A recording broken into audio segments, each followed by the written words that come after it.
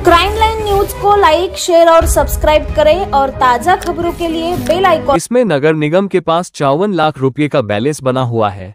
इस budget में पानी के tariff में मामूली बढ़ोतरी की गई है।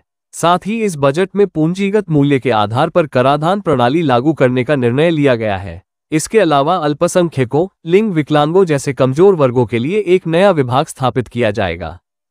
उल्लासनगर नगर निगम का वर्ष 2024-25 का शेष बजट पेश कर दिया गया है। उल्लासनगर नगर निगम प्रशासक और आयुक्त मनीषा आव्हाले की उपस्थिति में 988.72 करोड़ के राजस्व प्रावधान और 988.18 करोड़ के व्यय वाला बजट पेश किया गया। नमस्कार, मी मनीषा आव्हाळे, आयुक्त तथा प्रशासक उल्हासनगर महानगरपालिका। यावर्षी आपण जी बजेटची तरतूद केली ती टोटल 988 CR आहे। त्यामध्ये आपण वाढीव 1% वाढ केलेली आहे। त्याच्यामध्ये सगळ्यात महत्त्वाचं म्हणजे ह्या वर्षी जो आपण बजेट करण्याचा प्रयत्न केलाय तो ॲसेट क्रिएशन म्हणजेच एक स्मार्ट इन्फ्रास्ट्रक्चर जी शहराला गरज आहे त्या अनुषंगाने आपण केल्याचा प्रयत्न केलेला आहे। त्यामध्ये पंचसूत्र आपण अंमलात आणण्याचा हे केलेला आहे उपयोग।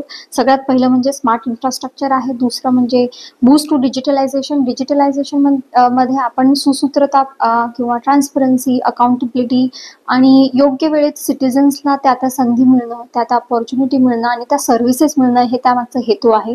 दुसरं महत्त्वाचं म्हणजे रेव्हेन्यू जनरेशन। आपला महानगरपालिकेचा करच नाही तर इतर स्रोतातून पण आपल्याला उत्पन्न निर्मिती व्हावी आणि आपल्या उत्पन्नामध्ये भर पडावी हा त्याच्या मागचा उद्देश असणार आहे। एन्व्हायरमेंट सस्टेनेबिलिटीच्या मागे आपण पर्यावरणपूरक बजेट जे साधन करायचं होता तो उद्देश आहे। आणि सगळ्यात महत्त्वाचं म्हणजे जेंडर पॅरिटी। मग जेंडरमध्ये फक्त महिला आणि बाल विकासच नसणार आहे तर ट्रान्सजेंडर विषयी पण आम्ही काही तरतुदी करण्याचा प्रयत्न केलेला आहे।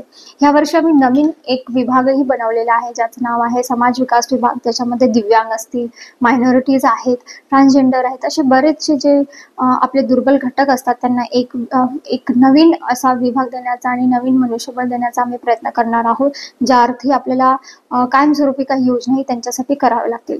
स्मार्ट इन्फ्रास्ट्रक्चरचं बोलायचं झालं तर ह्या वर्षी आपण जवळजवळ 30 कोटी ह्या सगळ्या ॲसेट क्रिएशनला आपण देतोय। त्याच्या मागे मग आपले रस्ते आहेत, जंक्शन्स आहेत, आपल्या शाळा आहेत, आपले आरोग्य केंद्र आहे, शौचालय आहे, स्मशानभूमी आहे, एक आपण नर्सरी ह्या वर्षी योजली आहे की तयार करण्याची, ज्या अर्थी आपल्याकडे जे शोभिवंत झाडं आहेत त्याच्यासाठी आपण जो जास्तचा शिल्लकचा खर्च करतो तो न व्हावा आणि आपली एक स्वतःची परिपूर्ण अशी नर्सरी स्थापन व्हावी। त्याच्यामध्ये आपण स्मार्ट दिव्यांग भवन बांधण्याचा एक संकल्प केलेला आहे। स्मार्ट पार्किंग जी की आता आपल्या 8 दिवसांनी सुरू पण होईल, त्यामुळे आपले ट्रॅफिकचे जे कंजेशन आहे ते पण निघतील।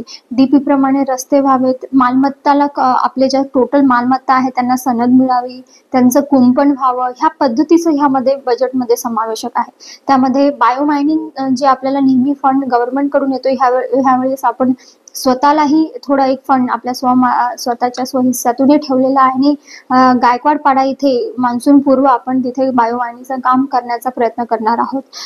त्याच्यानंतर सगळ्यात महत्त्वाची गोष्ट झाली की एन्व्हायरमेंटमध्ये आपण जसं की 15 वित्त आयोगातून जेवढा निधी आपल्याला येतो, आपला जो निधी असतो त्याच्यामध्ये इलेक्ट्रिक बसेस आपण सगळ्या सुविधा पुरवून देणार आहोत।